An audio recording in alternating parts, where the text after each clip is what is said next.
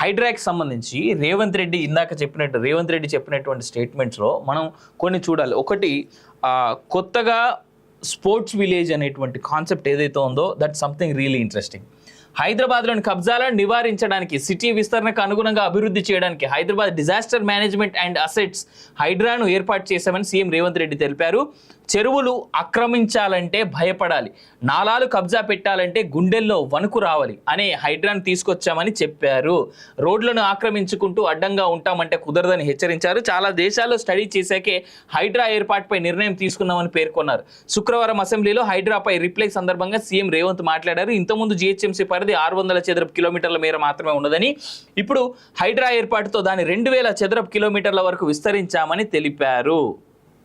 మేడ్చల్ నియోజకవర్గంలోని 7 మున్సిపాలిటీలు 3 కార్పొరేషన్లు ఉన్నాయి. ఇదే నియోజకవర్గంలో పంచాయతీలు కూడా ఉన్నాయి. ఇలా 3 రకాల అడ్మినిస్ట్రేషన్లు ఉండడంతో వ్యవస్థ అంతా చిందర వందరగా తయారైంది. దీంతో అధికారుల మధ్య సమన్వయం లేదు. దీనివల్ల జీహెచ్ఎంసీలో ఉంటే 100 ఫీట్ల రోడ్లుంటే మున్సిపల్ కార్పొరేషన్ పరిధిలోకి పోయేసరికి 80 ఫీట్లు, మున్సిపాలిటీ పరిధిలో 40 ఫీట్లు, గ్రామ పంచాయతీ పరిధిలోకి రాగానే 20 ఫీట్ల రోడ్లుగా మారిపోతున్నాయి.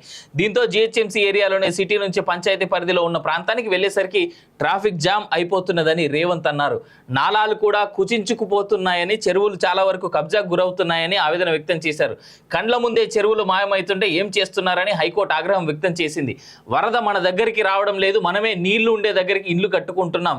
హైదరాబాద్లో రెయిన్ వాటర్ డ్రైన్స్లు కేవలం 2 సెంటీమీటర్ల వర్షంకే నిర్మించుకున్నాం, కానీ ఇప్పుడు 16 సెంటీమీటర్ల వరకు వర్షం పడుతున్నది. మారిన వాతావరణ పరిస్థితులు, కాలుష్యం, క్లైమేట్ చేంజ్ వాటి వల్ల ఒక్కోసారి ఒక్కో చోట కుంభవృష్టిలాగా వర్షం కురుస్తుందంటూ దానికి సంబంధించి చెప్పినటువంటి చూస్తూ ఉన్నాం. ఇక రోడ్లపై వరద నిలవకుండా చర్యలు, ఫిజికల్ పోలీసింగ్కు ఆదేశాలు, మూసీ ప్రాజెక్ట్ అంచనాలు రూపొందించలేదు, మైక్ ఇవ్వద్దు అనడానికి వాళ్ళెవరు, కిషన్ రెడ్డిని పిలిచినా రాలేదు అంటూ స్టేట్మెంట్లు చూస్తూ ఉన్నాం.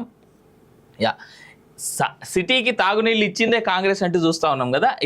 ఇక్కడ కొంతవరకు చాలా పెద్ద పాజిటివ్ న్యూస్ ఏంటంటే, ఉస్మానియా హాస్పిటల్కి సంబంధించి ఆ పాత భవనాలు, ఉస్మానియా తర్వాత మనకు ఉన్నటువంటి పాత భవనాలు ఏవైతే ఉన్నాయో హాస్పిటల్స్కి సంబంధించి కొత్త భవనాలు కట్టాలి.